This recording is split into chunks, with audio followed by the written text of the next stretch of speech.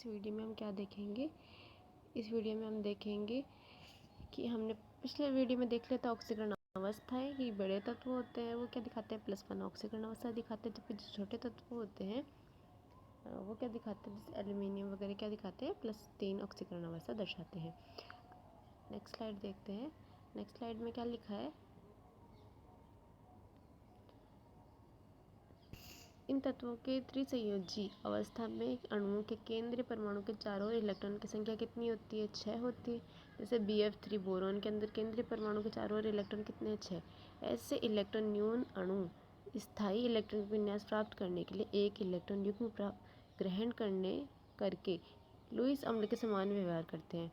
यानी जिनका इलेक्ट्रॉनिक विन्यास क्या है, जिनके कक्षक में 2 इलेक्ट्रॉन वगैरह कम है या फिर और कोई इलेक्ट्रॉन कम है, तो वो क्या करेंगे, वो इलेक्ट्रॉन को ग्रहण करेंगे। जो इलेक्ट्रॉन को ग्रहण करता है वो क्या कहलाता है, एसिड। और ये कॉन्सेप्ट किसने दिया था, लुईस ने, इसलिए क्या कहलाएंगे, लुईस एसिड कहलाएंगे। समूह में ऊपर से नीचे आने पर आकार में वृद्धि के कारण लुईस अम्ल के समान व्यवहार करने की प्रवृत्ति क्या हो जाती है, कम हो जाती है। तो लुईस अम्ल की प्रवृत्ति ज़्यादा कहाँ होगी, जितनी ज़्यादा साइज़ छोटी होगी उतनी ज़्यादा क्या होगी, लुईस एसिड की प्रवृत्ति ज़्यादा होगी। बोरोन ट्राइक्लोराइड सरलतापूर्वक अमोनिया से एक इलेक्ट्रॉन युग्म ग्रहण करके BCl3.NH3 उपसहसंयोजक यौगिक बना लेता है। अब देखो ये आगे दे रखा है, लुईस एसिड है ये BCl3 प्लस अमोनिया क्या बना लिया, कोऑर्डिनेशन कंपाउंड बना लिया।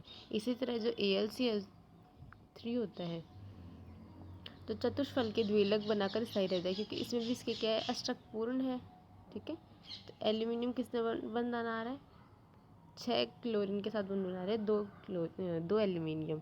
यहाँ पे आपको याद ये रखना है कि एक एल्यूमिनियम की हाइब्रिडाइजेशन कितनी है, sp3 कितनी है, हाइब्रिडाइजेशन sp3 है। ठीक है, और जो केंद्रीय परमाणु के केंद्रीय क्लोरीन के साथ बंध बना रहे हैं उसकी बंध लंबाई क्या है, ज़्यादा है बजाय के पार्शियल वालों के, साइड वालों के। चूँकि त्रिसंयोजी अवस्था में अधिकांश यौगिक सहसंयोजक होते हैं, अतः वे जल अपघटित हो जाते हैं, अर्थात धात्विक ट्राइक्लोराइड जल अपघटित होकर चतुष्फल के स्पीशीज बनाते हैं। क्या याद रखना है, जो त्रिसंयोजी अवस्था है उसमें क्या होते हैं, यौगिक अपघटित हो जाते हैं और अपघटित होकर के क्या बनाते हैं, चतुष्फल की स्पीशीज बनाते हैं। जैसे यदि इसकी AlCl3 की कंपाउंड के अपन जल के साथ अभिक्रिया करा दें तो क्या बनाएगा, AlOH4। ठीक है, यहाँ पे क्या है, मेटल MOH4। यहाँ M की संकरण अवस्था कितनी है, sp3 होती है। एल्यूमिनियम ट्राइक्लोराइड अम्लीय जल अपघटन करने पर क्या बनाएगा, AlH2O6 3 आयन बनाता है। इस संकुल में एल्यूमिनियम के 3D कक्षक भाग लेते हैं। डी कक्षक भाग लिए, इसी कारण यह कितने बंध बना सकता है, 6 बंध बना सकता है। इसमें एल्यूमिनियम की संकरण अवस्था कितनी है, sp3d2 कितनी है, sp3d2। नेक्स्ट क्वेश्चन देखो, नेक्स्ट उदाहरण आपको दे रखा है Al+3 और Al और टाइटेनियम+3 और थेरियम +3 और थेलियम के मानक इलेक्ट्रॉनिक विभव आपको दे रखे हैं। एक का नेगेटिव है, नेगेटिव 1.66 वोल्ट और एक का है पॉजिटिव 1.26 वोल्ट। विलयन में M+3 आयन बनाने का अनुमान लगाइए और दोनों धातुओं के धन विद्युतीय गुणों की तुलना कीजिए। इसको आगे देखते हैं। दोनों हल क्या दे रखा है, दोनों अर्धसैलकों के मानक इलेक्ट्रॉन विभव बताते हैं कि एल्यूमिनियम में +3 आयन बनाने की प्रवृत्ति क्या होती है, अधिक होती है। जबकि टाइटेनियम+3 विलयन में ना तो स्थायी होता है और प्रबल ऑक्सीकारक भी देता है। इस कारण विलयन में इथेलियम+3 की तुलना में जो एल्यूमिनियम+3 है अधिक स्थायी रहता है। ठीक है, +3 आयन बनाने के कारण एल्यूमिनियम थेलियम की तुलना में क्या अधिक धन विद्युतीय है। मैंने आपको पहले ही बताया था जब ऑक्सीकरण अवस्थाएं पढ़ाई थी कि एक तो होता है एल्यूमिनियम जिसकी साइज़ क्या है, छोटी, नीचे मिलता है थेलियम की साइज़ क्या है, बड़ी। तो थेलियम किस में रहेगा, +1 में रहना चाहिए, जबकि एल्यूमिनियम किस में रहेगा, +3 में। +3 में रहने के कारण ये क्या है, अधिक धन विद्युतीय है। ठीक है, ये क्वेश्चन हो गया। नेक्स्ट देखते हैं, वायु के साथ अभिक्रिया। क्रिस्टलीय बोरोन, क्रिस्टलीय स्वरूप में बोरोन क्या होता है? अक्रिय, क्योंकि बोरोन अधातु अक्रिय है। धातु के संपर्क में आने पर एल्यूमिनियम की तरह एल्यूमिनियम की सतह पर क्या ऑक्साइड की परत बन जाती है, जो उसे और अधिक क्षय होने से धातु को रोकती है। एल्यूमिनियम पे क्या बन जाएगी? ऑक्साइड की परत बन जाती है। ठीक है।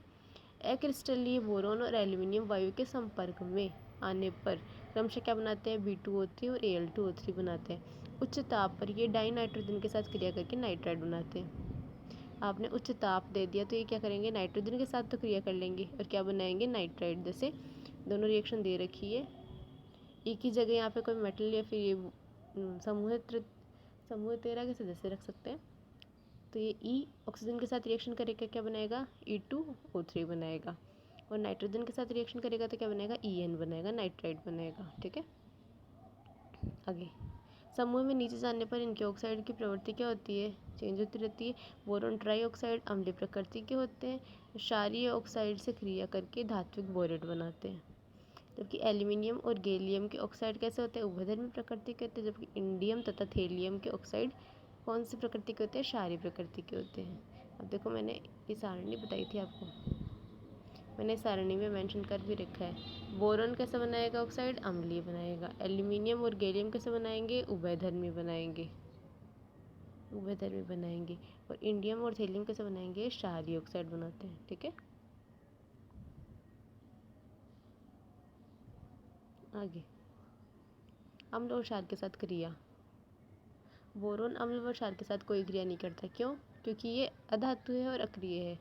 धातु एल्यूमिनियम खनिज अम्ल और क्षार जलीय क्षारों में घुल जाते हैं। ठीक है। फलतः एल्यूमिनियम उभयधर्मी गुण दर्शाते हैं। एल्यूमिनियम कैसे दर्शा रहा है? उभयधर्मी गुण दर्शा रहा है।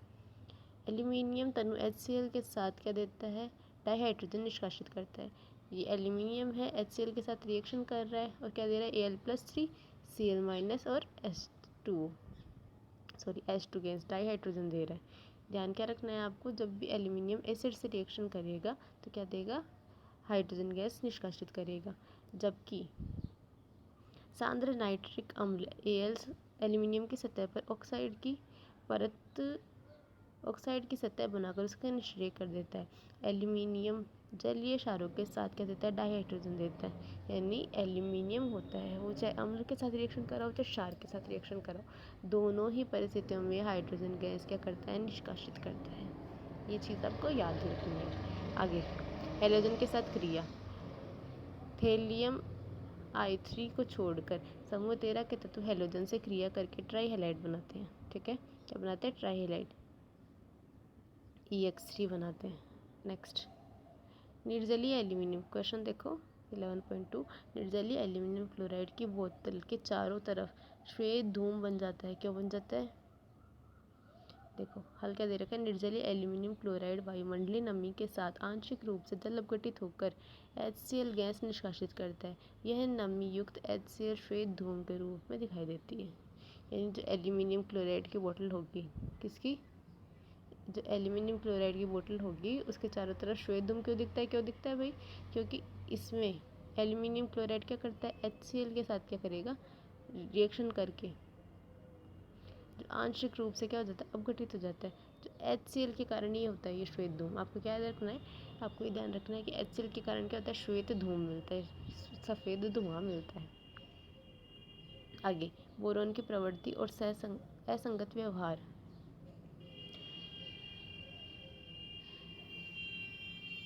बोरोन के अतिरिक्त अन्य सभी तत्वों की चतुष्फलकीय स्पीशीज जैसे MOH4, अष्टफलकीय स्पीशीज M(H2O6+3) स्पीशीज जलीय विलयन में उपस्थित रहते हैं। तत्वों के जो मोनोमर्स होते हैं ट्राईहैलाइड इलेक्ट्रॉन न्यून होने के कारण प्रबल लुईस अम्ल के समान व्यवहार करते हैं। अभी मैंने बताया था ये सब क्या होता है? लुईस अम्ल होते हैं। लुईस क्षार एक इलेक्ट्रॉन युग्म प्रदान करके ऐसे यौगिकों के अष्टक को पूर्ण करता है। जैसे BF3 अभी पहले ही आ चुका है, मैं वापस से बता ही रही हूँ वैसे ना। BF3 अमोनिया क्या कर रहा है? एक इलेक्ट्रॉन युग्म दे रहा है, इस कारण एरो कैसे आया रखा है? इलेक्ट्रॉन युग्म दे रहा है इसलिए एरो इस तरह का, दोनों ही इलेक्ट्रॉन दे रहा है इसलिए। ठीक है। अधिकतम संयोजकता कितनी है? यहाँ पे +4 है। और अधिकांश अन्य धातु हैलाइड सेतु बंध हैलोजन परमाणु द्वारा द्विफलकीय जैसे Al2Cl6 अभी ऊपर आया था उसके बारे में बता रहे हैं, ठीक है, वो बनाते हैं, वो बना करके अपना अष्टक पूर्ण करते हैं। नेक्स्ट क्वेश्चन देखो, बोरोन Bf6 आयन नहीं बना सकता, इसकी व्याख्या कीजिए। क्यों नहीं बना सकता? 6 ये 3 ही बनाता है क्योंकि यहाँ पे डी कक्षक नहीं है। आगे बोरोन के कुछ महत्वपूर्ण यौगिक, बोरेक्स, ठीक है,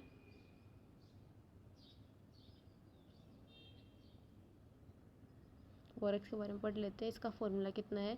Na2B4O 7.10H2। बोरेक्स का फॉर्मूला क्या है? Na2B4O 7.10H2O है, ठीक है। और बोरेक्स जल में घुलकर क्या देता है? क्षारीय विलयन बनाता है। तो बोरेक्स है Na2B4O 7.10H2, ये जल के साथ घुल करके क्या दे रहा है आपको? ऑर्थोबोरिक एसिड दे रहा है। क्या दे रहा है? ऑर्थोबोरिक एसिड यानी H3BO3 दे रहा है। गर्म किए जाने पर बोरेक्स पहले जल के अणु का निष्कासन करता है और फूल जाता है। पुनः गर्म कर जाने पर एक पारदर्शी द्रव्य में परिवर्तित हो जाता है जो कांच के समान ठोस परिवर्तित होता है, जिसे क्या बोलते हैं? बोरेक्स मनका कहते हैं। यानी बोरेक्स गर्म करने पर किस में चेंज हो जाएगा? बोरेक्स मनका में। बोरेक्स का फॉर्मूला आपने लिख दिया। और गर्म करोगे क्या तो क्या बनाएगा? जल को हटा देगा, ठीक है। और गर्म करोगे तो क्या बनाएगा? बोरिक एनहाइड्राइड बनाएगा, ठीक है, B2O3 और NaBO2, ठीक, बस इतना ही। एक चीज़ ये और मेंशन कर लो, हर बार नए नए क्वेश्चंस पूछते हैं ना। जब बोरेक्स को कोबाल्ट ऑक्साइड के साथ गर्म किया जाता है तो क्या देगा? नीले रंग का मनका देता है। क्या देता है? नीले रंग का मनका। अब नेक्स्ट है इसका ऑर्थोबोरिक अम्ल। ऑर्थोबोरिक अम्ल का फॉर्मूला क्या है? H3BO3, ठीक है। ये कैसे रंग का होता है? श्वेत क्रिस्टलीय, ठोस होता है, साबुन के जैसा होता है, अल्प विलय होता है। ऑर्थोबोरिक एसिड को जब एसिड के साथ गर्म करते हैं तो क्या देता है वो आपको? ये देता है आपको BOH3 देता है, ठीक है। यह जल में अल्प विलय होता है परंतु गर्म करने पर क्या हो जाता है? पूर्ण विलय हो जाता है। इसे बोरेक्स के जलीय विलयन को अम्लीकृत करके बनाया जा सकता है। रिएक्शन कोई इतना इम्पोर्टेंट नहीं है, बस इसकी परतीय संरचना आपको ध्यान रखनी है। इसकी परतीय संरचना ऑर्थोबोरिक एसिड की है ना, ऑर्थोबोरिक एसिड, इसकी परतीय संरचना में BO3 की इकाइयाँ हाइड्रोजन बंध द्वारा जुड़ी रहती है। अब ये हाइड्रोजन बंध आपको क्या याद रखना है? देखो BOH3 है, फॉर्मूला क्या है इसका? BOH3। तो आपको याद कैसे रखना? देखो ये जो विदाउट डैश जो बॉन्ड है ना, बॉन्ड, वो देखो B, ऑक्सीजन कितने हैं? 3, तो 1 2 3 ऑक्सीजन और एक ये हाइड्रोजन, 1 2 और ये 3 हाइड्रोजन। ये इसकी मोनोमर है, इसी को बार बार में जोड़ करके परतीय संरचना बन रही है। इसमें क्या है? B ऑक्सीजन कितने हो गए? 3 हो गए। हाइड्रोजन कितने हो गए? 3 हो गए। BOH3 की संरचना है, हाइड्रोजन बंध के द्वारा जुड़ी हुई है। आगे क्या लिख रखा है? बोरिक अम्ल एक दुर्बल क्षारीय अम्ल है। यह प्रोटोनिक अम्ल नहीं है परंतु हाइड्रोक्सिल आयनों से एक इलेक्ट्रॉन युग्म ग्रहण करने के कारण लुईस अम्ल के समान व्यवहार करता है। याद क्या रखना है? बोरिक क्या है? बोरिक अम्ल क्या है? एक दुर्बल क्षारीय अम्ल है, ठीक है। अब ये बोरिक अम्ल का फॉर्मूला हो गया। बोरिक अम्ल का फॉर्मूला क्या है? BOH3। अब ये परतीय संरचना देखी थी ना किसकी थी? बोरिक अम्ल की। जल के साथ रिएक्शन करके क्या बनाएगा? BOH4 का होल ट्राइस -1 है ना। अब H3BO3 इसको गर्म करने पे क्या देगा? HBO2 और गर्म करने पे क्या देगा? B2O3। ये रिएक्शन एज इट इज़ आपको याद करनी है, ठीक है। H3BO3 को क्या बोलते हैं? ऑर्थोबोरिक एसिड बोलते हैं। क्या बोलते हैं? ऑर्थोबोरिक एसिड बोलते हैं, ऑर्थोबोरिक एसिड बोलते हैं। HBO2 को क्या बोलेंगे? मेटाबोरिक एसिड बोलते हैं। और B2O3 को क्या बोलेंगे? बोरिक एसिड बोलेंगे। नेक्स्ट क्वेश्चन देखते हैं। बोरिक अम्ल को एक दुर्बल अम्ल क्यों माना जाता है? क्योंकि ये प्रोटॉन का निष्कासन नहीं करता है। बोरिक अम्ल का फॉर्मूला क्या है? बोरिक अम्ल का फॉर्मूला क्या है? BOH3। इसको गर्म भी करेंगे ना तो ये जल का निष्कासन नहीं करता, यानी H+ आयन नहीं देता, इसलिए इसका क्या बोलते हैं, दुर्बल अम्ल बोलते हैं। डाइबोरेन, डाइबोरेन के बारे में आपको इतना याद रखना है, डाइबोरेन एक अत्यंत जहरीली गैस है और जिसका क्वथनांक कितना होता है, 180 केल्विन होता है और यह वायु के संपर्क में आने पर स्वयं जल उठती है। डाइबोरेन के बारे में याद रखना है, जहरीली रंगीन गैस है, स्वयं जल उठती है। इसकी रिएक्शन देख लो, B2H6 इसकी रिएक्शन ऑक्सीजन के प्रेजेंस में कराएंगे तो क्या बनेगा, B2O3 और H2O बनेगा। ठीक है, यानी जो ये डाइबोरेन है, ये डाइबोरेन ऑक्सीजन के साथ रिएक्शन करके क्या बनाता है, B2O3 बनाता है। ठीक है, और साथ में एनर्जी देगा, जल भी देगा। अधिकांश उच्च बोरेन भी वायु के संपर्क में आने पर स्वयं जल उठते हैं। बोरेन जल के साथ तेजी से जल अपघटित होकर बोरिक अम्ल देता है। B2O3 क्या है, बोरिक एसिड है। डाइबोरेन जल के साथ रिएक्शन करके हाइड्रोजन गैस का निष्कासन करते हैं। आगे ये इनऑर्गेनिक बेंजीन का फॉर्मूला आपको पता होना चाहिए। इनऑर्गेनिक बेंजीन का फॉर्मूला क्या है, B3N3H6। ठीक है, क्या है, B3N3H6। ये पढ़ो, डाइबोरेन जब अमोनिया की अभिक्रिया से प्रारंभ होता है, डाइबोरेन पर अमोनिया की अभिक्रिया से प्रारंभ में क्या बनता है, B2H6.2NH3 बनता है, जिसे इसके द्वारा प्रदर्शित किया जा सकता है। इसे और अधिक गर्म करने पर क्या बनेगा, आपका इनऑर्गेनिक बेंजीन बनेगा। इसमें एकांतर BH और NH समूह एक वलय के रूप में मिलते हैं। ये देखो क्या दे रखा है आपको, डाइबोरेन दे रखा है, B2H6 अमोनिया के साथ रिएक्शन कराई तो क्या बन गया, BH2NH3 का होल ट्वाइस पॉजिटिव चार्ज। फिर इसको BH4 नेगेटिव, इसको और गर्म करा तो क्या बन जाएगा, यहाँ पे आपका इनऑर्गेनिक बेंजीन बन जाएगा, B3N3H6 बन जाएगा प्लस हाइड्रोजन गैस। ये इंपॉर्टेंट है, इसे इनऑर्गेनिक बेंजीन की संरचना। डाइबोरेन की संरचना को ऊपर एक चित्र उसके द्वारा दर्शाया जा सकता है, जिसमें सिर वाले 4 हाइड्रोजन परमाणु तथा 2 बोरेन परमाणु एक ही तल में है। देखो ये रही इनऑर्गेनिक बेंजीन की संरचना। देखो इस संरचना को देखो, ये समझ में ज़्यादा अच्छे से आएगी। इसमें भी इसने डाइबोरेन की संरचना दे रखी, इनऑर्गेनिक बेंजीन की नहीं दे रखी, दे ही नहीं रखी। डाइबोरेन की संरचना देखो, डाइबोरेन की संरचना, इसमें सिर वाले 4 हाइड्रोजन परमाणु तथा दोनों बोरोन परमाणु एक ही तल में रहते हैं। इस तल के ऊपर तथा नीचे 2 सेतुबंध हाइड्रोजन परमाणु बनाते हैं। ये देखो, ये रेखा, ये जो बोरोन है, क्या बोला इसने, 2 तो बोरेन और ये साइड वाले 2 हाइड्रोजन परमाणु एक ही तल में रहते हैं, क्योंकि जो बीच वाले हाइड्रोजन परमाणु क्या है, ये सेतुबंध बना रहे ना, ब्रिज। सिर वाले 4 BH बंध सामान्यतः कैसे होते हैं, द्विकेंद्रीय और 2 इलेक्ट्रॉन वाले होते हैं। 2 सेंटर 2 इलेक्ट्रॉन होते हैं, जबकि 2 सेतुबंध कैसे होते हैं, त्रिकेंद्रीय और 2 इलेक्ट्रॉन वाले होते हैं।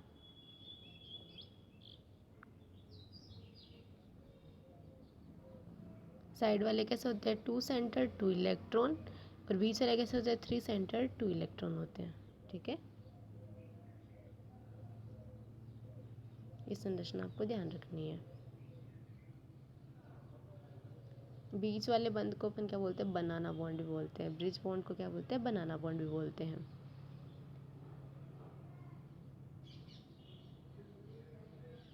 लिथियम तथा सोडियम के टेट्राहाइड्रोबोरेट को बोरोहाइड्राइड भी कहते हैं।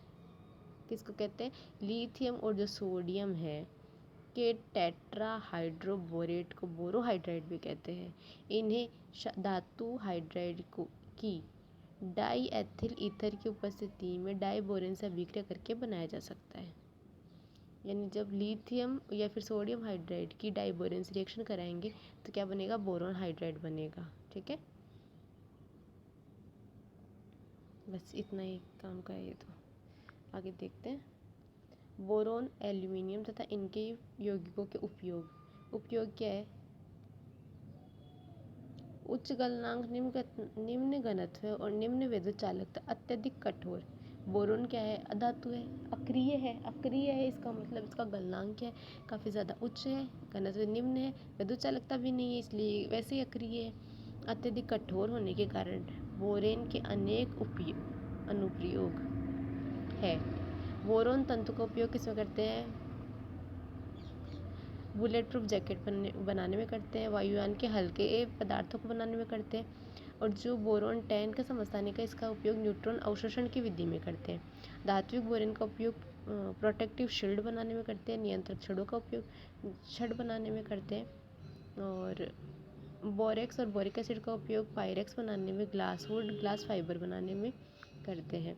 बोरेक्स का उपयोग धातुओं के टाँका लगाने के लिए, कालक के रूप में, ऊष्मा धब्बा खरोच प्रतिरोधी मिट्टी के बर्तन बनाने में, औषधि युक्त साबुन बनाने में, बोरिक अम्ल के जलीय विलयन का उपयोग बंद पूर्ति रोधी के रूप में भी किया जाता है। ठीक है, बुलेट प्रूफ जैकेट हो गया, जो एरोप्लेन वगैरह हैं उनके मटेरियल्स बनाने में हो गया, न्यूट्रॉन अवशोषक के रूप में हो गया, नियंत्रक छड़े बनाने में, प्रोटेक्टिव शील्ड बनाने में, बोरेक्स, ग्लास वुड, फाइबर, ये सब बनाने में इसका उपयोग किया जाता है, साबुन वगैरह बनाने में किया जाता है। ठीक है, आगे एल्यूमिनियम किस रंग का होता है? एल्यूमिनियम को क्या बोलते हैं?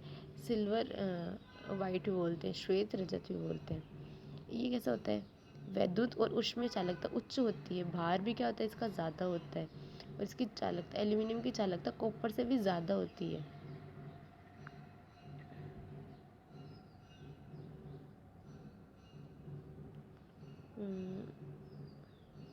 Copper, manganese, magnesium, silicon, germanium के साथ मिश्र धातु का निर्माण भी करता है। इसका उपयोग किसमें आता है? पाइप, ट्यूब, छड़, पन्नी, तार, प्लेट आदि बनाने में किया जाता है, बर्तन बनाने में किया जाता है, एरोप्लेन के पार्ट्स बनाने में, यातायात में किया जाता है। परंतु जो एल्यूमिनियम की प्रकृति क्या होती है? विषैली होती है, मोस्ट टॉक्सिक होती है। कैसी होती है? टॉक्सिक होती है। इस कारण इसका उपयोग क्या होता है? घरेलू बर्तनों में कम किया जाता है। नेक्स्ट जो समझौता है अपन नेक्स्ट वीडियो में डिस्कस करेंगे।